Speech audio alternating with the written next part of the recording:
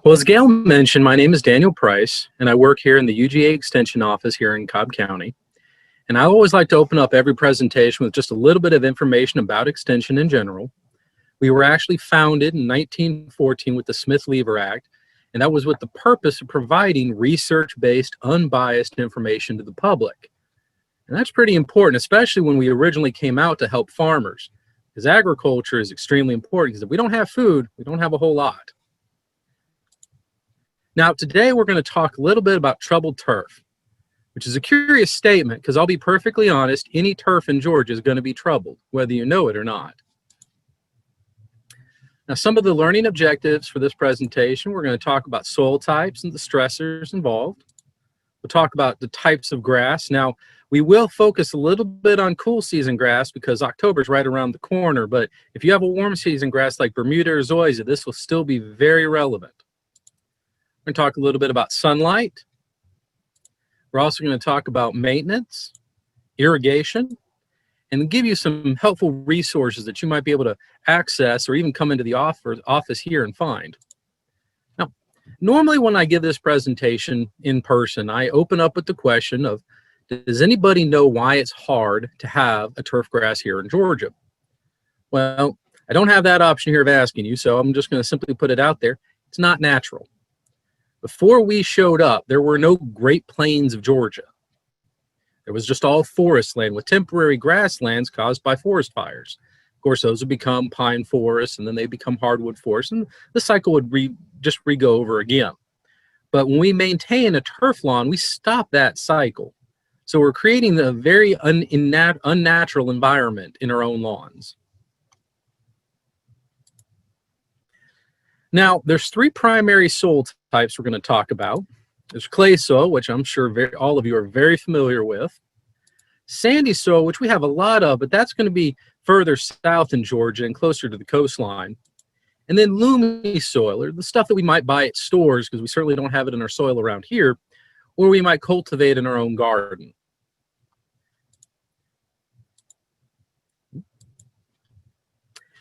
Why do we have clay soil? And I actually think this bit of information is pretty important. Well, when we had a forest, we had a constant reintroduction of organic matter from the leaves and the twigs and everything that fell on the forest floor, and it would decompose very quickly in our high humidity here in Georgia. But when we get rid of the forest and we put a turf lawn, like in the photo you see on the right, there is no true, real reintroduction of organic matter. At best case scenario, some of you might be mulching your grass clippings and letting them fall, but really there is no true reintroduction. So the natural state is for our soil to become clay because all the organic matter is gone. Now, what makes Georgia red clay? Now, a lot of us already know it's iron oxides that makes it red, but a lot of us also don't know where it really comes from. Now, the Georgia clay that we know of is actually going to be weathered granite and gneiss rock. And that attributes to our acidity, which Georgia's national average is 5.5, and also a relative low fertility of just our natural Georgia red clay. Now, if you're one of the lucky people and your soil isn't red, that's usually because you have a high organic matter concentration. You'll notice in this little soil, what we call soil profile photo here on the right, there's almost a foot-inch or a whole 12-inch layer of brown organic matter. Now, you can tell that that's a very unkept area, so that's a good thing. But that 12-inch layer of organic matter is really going to be very loomy. It's going to allow for good soil drainage. So that's the kind of soil that we prefer to have. It's just typically not what we're working with. Now, what does clay soil do? It leads to soil compaction, and you're going to hear that term quite a bit. Clay soil, what ends up happening is it forms large, thick chunks. That leaves big air pockets in the ground. Think of it almost as if you had a cup and you filled it with granite chunks. And your garden soil is the equivalent of a cup full of sand. The granite chunks has really big air pockets and fewer of them, whereas the cup full of sand has literally thousands of tiny little air pockets all around. Well, that clay soil, because it's so hard and it's formed those big, thick chunks, will actually cause root constriction, so we can't have a good, deep root system. You see that with a lot of the plants, not just the grass that we put in the soil. You'll see that with your trees and the surface roots. You'll see that with your shrubbery. You'll also notice that it's poorly drained. So with clay soil, not only will the water sit on the top longer, but it also, when it drains into those and fills those big air pockets, it fills them up completely so that there's no oxygen available to your plant. There's no oxygen in the hard clay chunks, and there's no oxygen in the air pockets because they're full of water. And all our plants, they get their oxygen through their root system. So if they can't get oxygen, they're going to drown. Now, with your loamy or garden type soils, you'll notice if you were to fill that cup full of water, that if you shake it, you'll see thousands of little air bubbles come up. And that's because in that type of soil, you're going to have some air pockets that are going to fill with water, but some won't. So you're really giving everything to the plant that you need. Whereas with that clay soil, if not treated appropriately, you're just going to have water and clay with no oxygen. And all that leads to heavily stressed turf grass. And it's important to think about that word, stressed. Grass, or really any plant, is no different than us. I know for myself, if I go for any prolonged period of time without adequate sleep, I'll have bad allergies and be sneezing all the time. If we stress our bodies too much, then they're going to be more prone to illness. Plants are no different. If having a grass isn't natural, so already it's going to be stressed to some extent, it's really important that we try to control the stressors that we can so that our grass and our plants in general are better equipped to handle the stressors that we can't. And here's just a little list of some of the stressors to consider. Soil pH. pH is extremely important. Soil nutrition. Soil compaction. The amount of sunlight. And wrong environment is very important too, because to be honest with you, putting the right plant in the right environment is always going to be better than putting a plant in a wrong environment.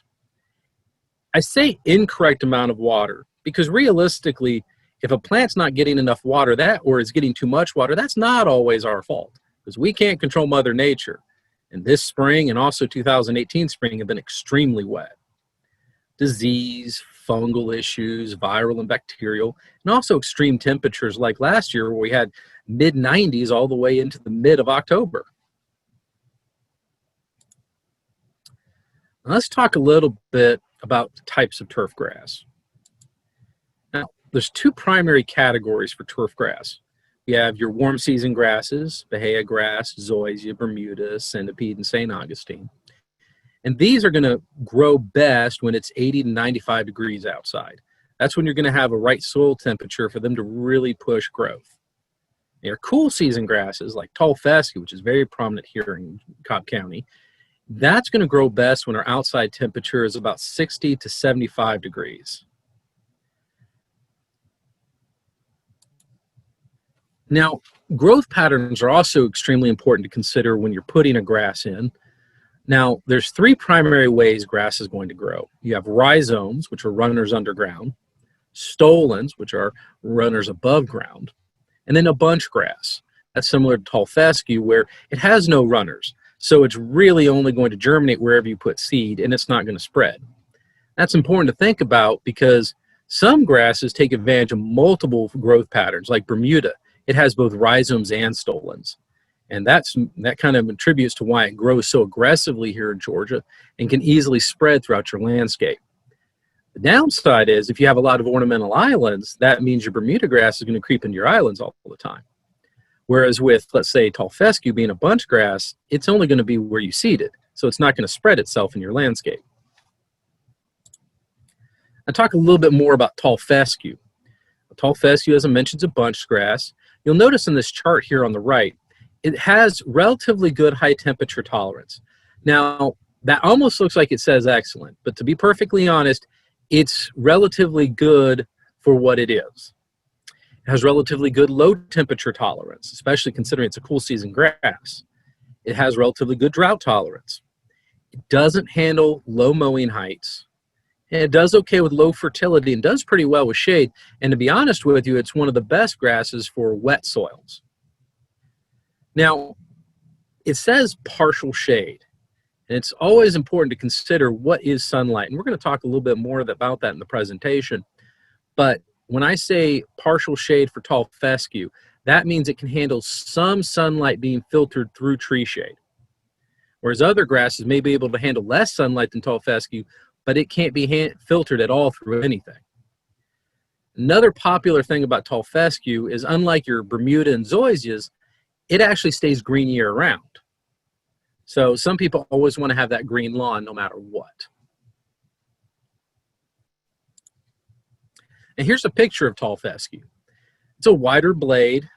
For people who have a warm season grass, it's more similar looking to your centipedes. And I mean, mind you, it's not at all like that, but it has a wider blade like centipede. Or if you have a wider bladed zoysia like El Toro zoysia.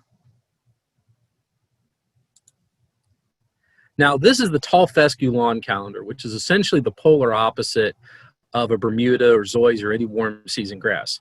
And by the way, I will mention, if you guys want to come to the office, we have lawn calendars for most any turf grass type that you would want to grow here in Cobb County, or throughout Georgia for that matter. Now, with tall fescue, it's important to look at things like the mowing height, where it's 2 to 3 inches. A lot of people let their grasses get really tall. You'll also notice that October is the magical month for tall fescue and most of your cool season grasses. That's when you're going to do your aeration. It's when you're going to do fertilization. It's also when you're going to do seeding. And typically, you kind of want to do it in that order. You want to core aerate first and immediately fertilize with whatever recommendation from a soil test. Water it in so you have deeper penetration of the fertilizer. And then wait a little bit of time for the soil to loosen up so that it's actually naturally filled those holes back in, and then reseed. You'll notice here also, I'll just highlight this because this is very different from your warm season grasses. With cool season grasses like tall fescue, you'll be mowing year round and you'll be watering year round as needed. And I emphasize as needed. Another cool season grass that you'll see is winter ryegrass. Now, if you are reseeding, let's say with fescue, and you're using a mix, typically a tall fescue or shade mix will also include winter ryegrass because it germinates really easily. It just doesn't typically last. You'll notice it has extremely poor high temperature tolerance. This is more commonly used to overseed warm season grasses. So for some people, if you have a Bermuda or zoysia or really any warm season grass that goes dormant during the winter and you still want to have a green lawn during the winter, you can overseed with winter ryegrass. I'll admit my personal bias. I'm not a huge fan of it because you're not allowing the soil to rest during the winter season like it normally would. You're still taking nutrients out of the soil, and you're also going to create more competition for your warm season grass when it starts to green up in the spring. Sometimes, if you use winter ryegrass, it may not die out as soon as you would like it to. But as it progresses into mid and late summer, it should be completely gone.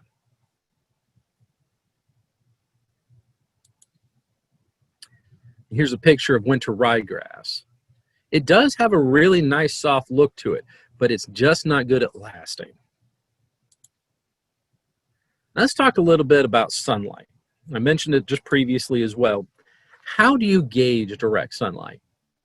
Well, direct sunlight is if you are the grass and you can stare at the sun unabated. By the way, don't stare at the sun. I feel like I need to put that disclaimer out there.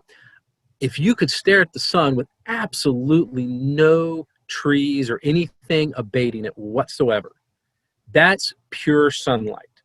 And that's important because some grasses need direct sunlight where others can handle filtered sunlight. Now, start off with this one. And this is usually a big deal that I have to deal with almost on a regular basis. Grass doesn't grow without sun. As a result, grass doesn't grow under trees, at least not well. There are different case scenarios, especially where trees have been trained and limbed up on a regular basis in which you can get grass relatively close to the base, but that's still not a good idea. UGA will actually recommend that you put a mulched island around all your trees to the drip line. Now, the drip line is the furthest extent of the canopy. Now, the reason I have this particular picture, because this looks like a very nice large live oak. I could be wrong on that. I'm not an arborist. But we even here at our office in what they call the pecan grove have some oak trees that have probably about 100+ foot diameter. And I've had people in the square call me, and when I give them that information, they're unhappy because that's their entire yard. But the truth be told, is your primary root system under that drip line is extremely important to take care of, especially if you want to keep that tree. So I would heavily recommend, and we're going to talk a little bit about that in the next slide, to have a mulched island to the drip line. And mulch, typically, it's either wood chips, pine bark, pine straw. I'd like to avoid using rock mulch. I've seen that pop up here and there, and that can cause a lot more trouble than you want to deal with.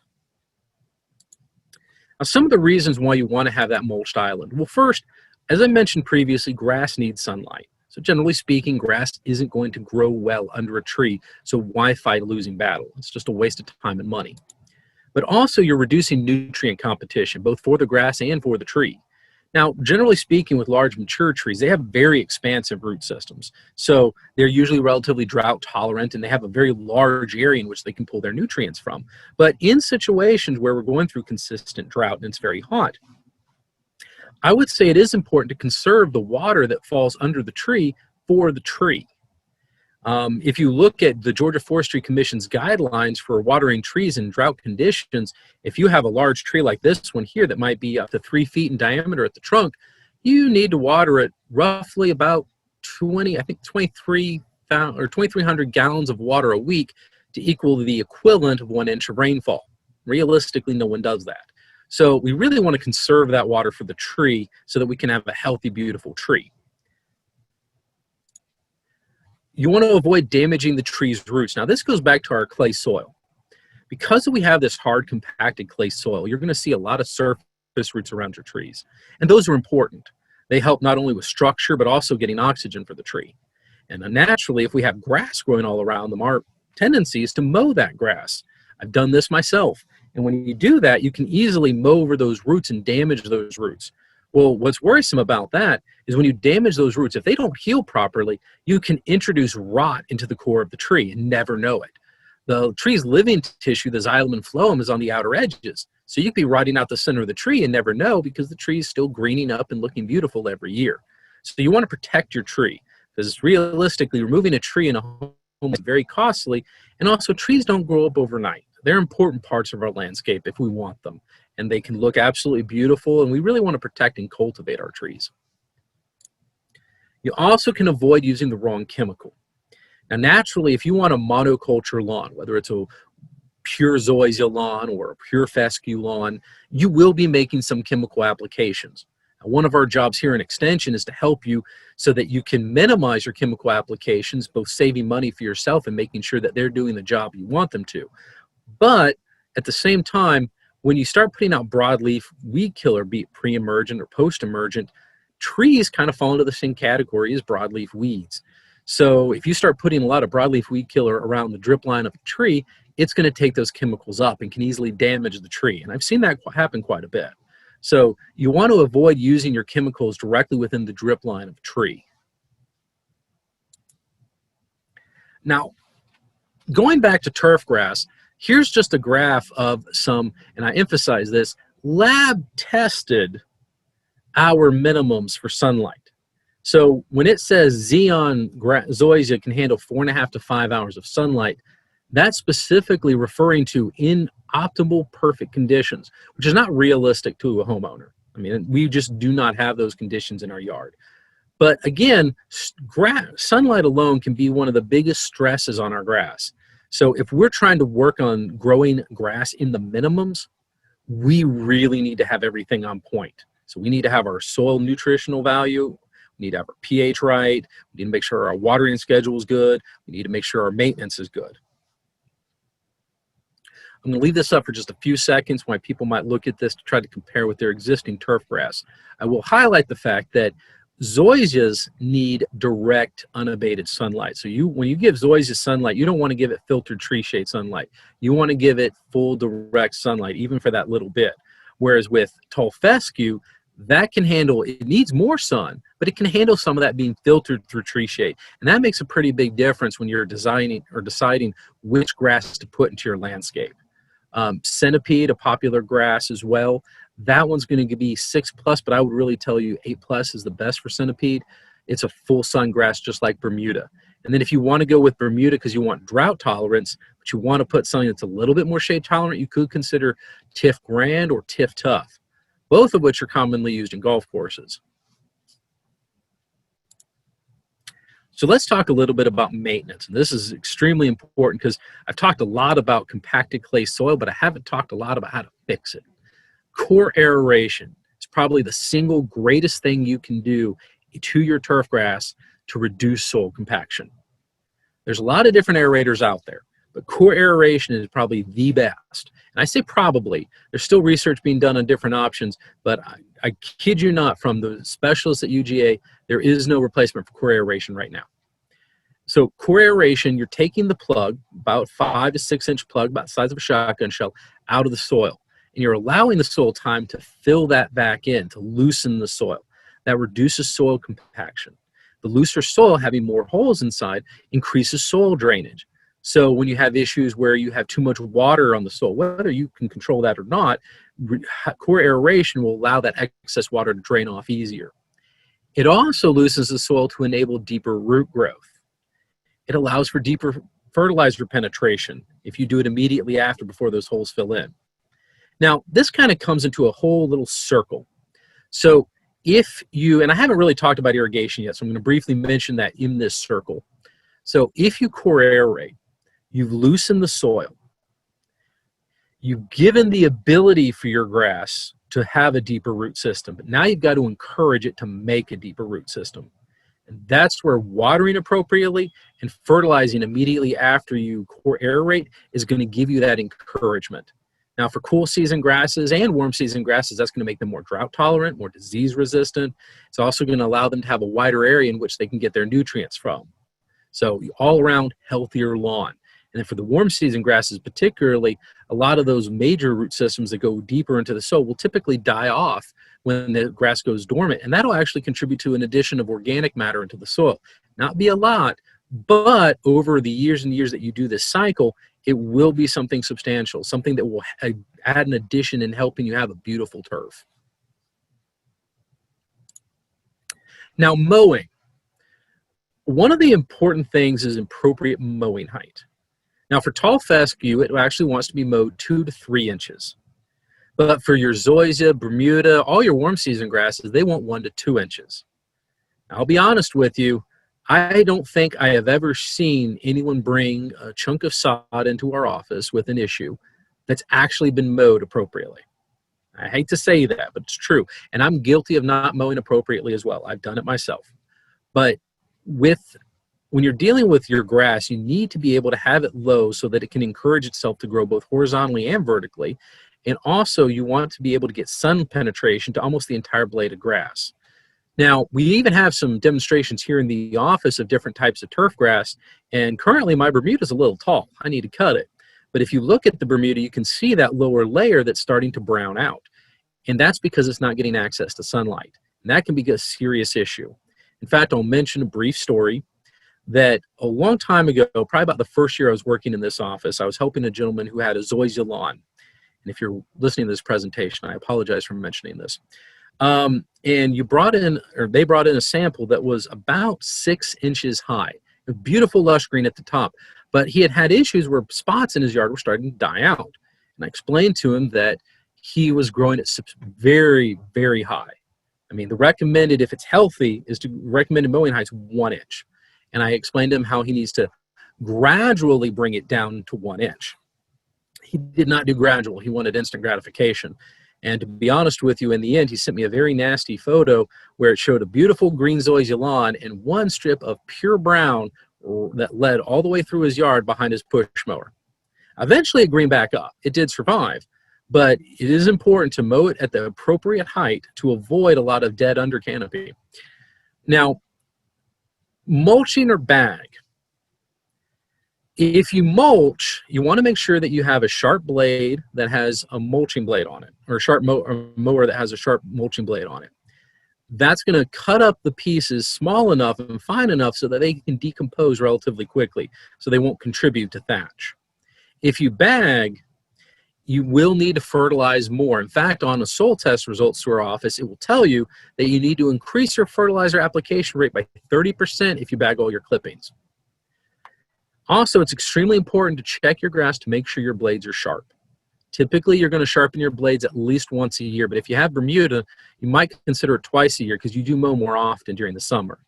Now, the photo on the right gives you a prime example of what happens if you have jagged blades. You start getting these very torn rips at the end of your grass, and that can lead to what's called brown tipping. And that can give you a very unsightly lawn with lots of little brown tips at the end of your grass. That's also the equivalent of a gashing wound on you. And it doesn't heal quickly, it doesn't heal well, it can introduce disease and other issues into the grass, and that can give you a lot of die out in your landscape. So check your grass, check your mower blade, and make sure that you have a sharp mower blade and you're getting good, clean cuts. Also, there's what's called the rule of thirds. Never cut off more than a third. So if you have Bermuda and you have 1 inch mowing height set on your mower, wait until your grass gets about 1.5 inches and then mow it again. But don't ever cut off more than a third. And if you have to bring it down, let's say you have an existing high lawn, over each mowing segment, gradually bring it down to get it to where it needs to be.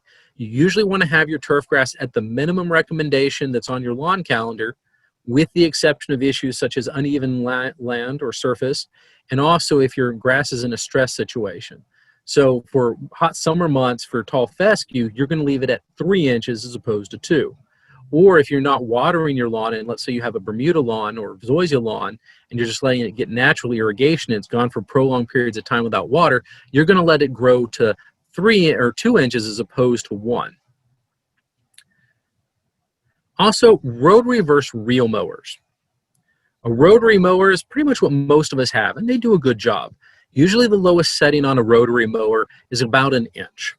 Now, with a reel mower, you have to be careful. If you're not familiar with them and you don't know how to use them, you can actually cause a lot more harm than good. The blades have to be sharpened very constantly. And also with reel mowers, they don't handle tall grass at all. So if you have any grasses that are going to be much higher than 2 inches, you want to go to rotary. One thing that is nice about a reel mower, though, is it can give you that beautiful, beautiful tight finish that you see on golf courses. And that's why most golf courses use reel mowers, because they can actually cut the grass below 1 inch. Believe it or not, zoysias and Bermudas actually like to be cut under optimum conditions below 1 inch. They actually like 3/4 of an inch. It's also important to recognize when to mow. Tall fescue, as you saw on the lawn calendar previously, you mow all year round because it never truly stops growing. Whereas with your warm season grasses, you really only grow during the warm season. You stop mowing when it goes dormant. So November, December, January, February, and March, you will not be mowing your warm season grasses. You wait until it completely greens up before you do your first mowing. Now let's talk about irrigation.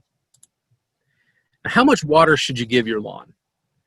Well, the answer is pretty simple. It needs the equivalent of 1 inch of rainfall a week. And that is something that apparently is extremely difficult to do.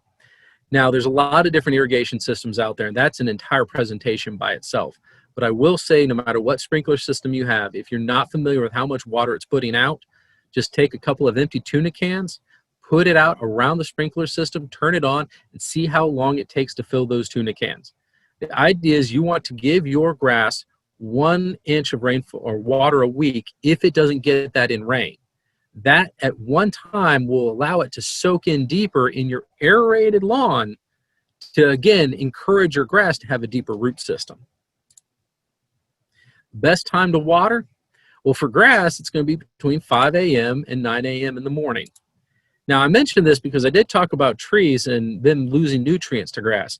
The best time to water your trees is typically between 9 and 10 p.m. or in the evening when you're watering. It gets a better chance to soak in deeper for that stronger, larger root system.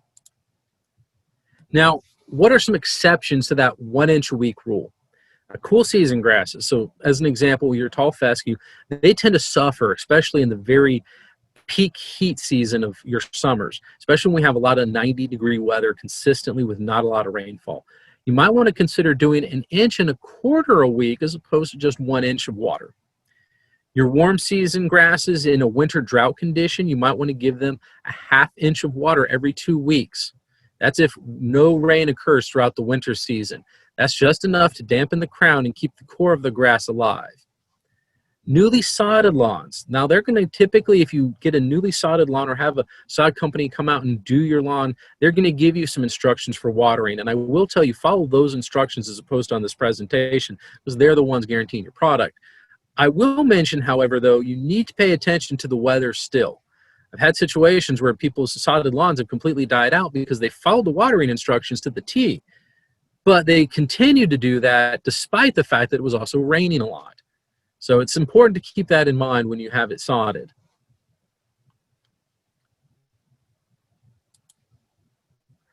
Now, let's talk a little bit about some additional resources which can really help you out there. Soil testing. That's a wonderful resource that we offer here through our office. Now, soil testing, it checks for it's like going to a doctor's office and essentially getting your vitals taken. It's a good starting point to find out what might be the issue or how can you improve your existing lawn.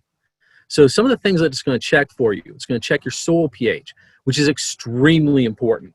That controls the water solubility of your nutrients. So no matter how much you fertilize, if the pH is off, your grass can still not get the nutrients it needs. So that's an important thing to consider. Now, for most of your grasses, your pH is going to be ranges preferred between 5.5 and 6.5. Zoysia is an exception to that. Zoysia actually prefers a pH range between 6 and 7. So it is important to consider doing a soil test. Now, if nothing particularly crazy happens on your soil test results, which we can obviously go through that with you here in the office or even over the phone, then I would recommend doing it just once every 3 years. That way you can maintain your pH. It also covers your primary and secondary nutrient concentration. So your phosphorus, potassium, calcium, magnesium, zinc. It lets you know what your levels are and will give you specific recommendations on how to amend that soil, both for establishments, so if you're thinking of redoing your lawn entirely, or just your standard maintenance recommendations, so you know what you need to put out on a regular basis.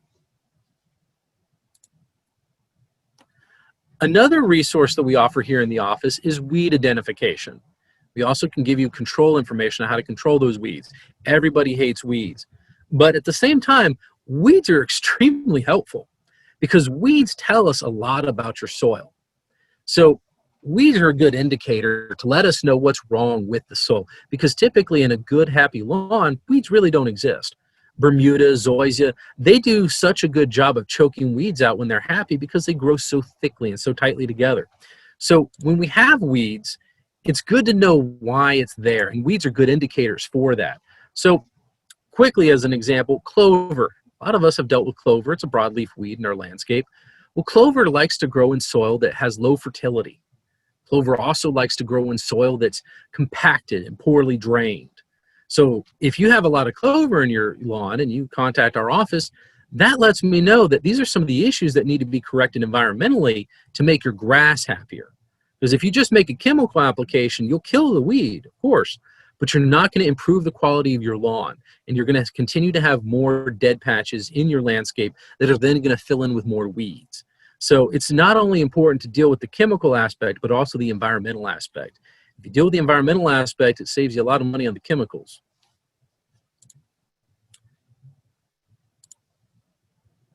One of the things that we do is we will help design a control plan for you.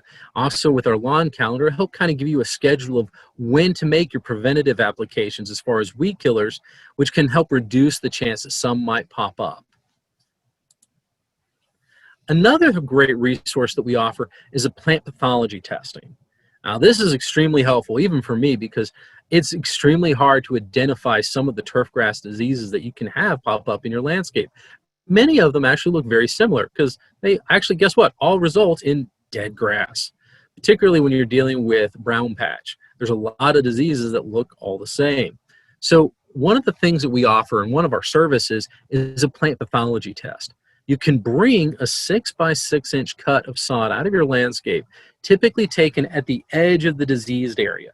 That way we have dead grass, dying grass, and still good living grass. And that's important for an accurate test.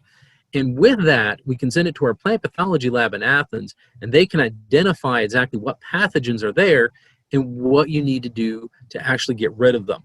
More importantly, if you submit a sample for a plant pathology test, if you give us photos as well, that can help us identify the reason it's there. Point in case, I had when I was first here, I was dealing with a young lady who had some boxwood issues, and they kept dying out. It was volutilla blight. And the area was downhill on a slope. wasn't a whole lot of reason why they should be dying out. The soil was amended appropriately, and they did use good soil for it. Well, come to find out later when she gave us some more expansive photos, this was directly downhill from a downspout on the house itself. So that area was actually getting excessive amounts of water. And with a different photo, we were able to see how much, because you could actually see where the water had been coming down with such force that it pushed the mulch away. Well, excessive water is one of the major contributors to volutillar blight. So it's important to send those photos, because not just identifying the pathogen, but why it's there is extremely important. Now, this is a service we do provide. We can also do identification of problems with just photos alone, but if you need to send a physical sample to the lab, they do charge $10 for shipping and processing. Well, who's ready to take care of their lawn?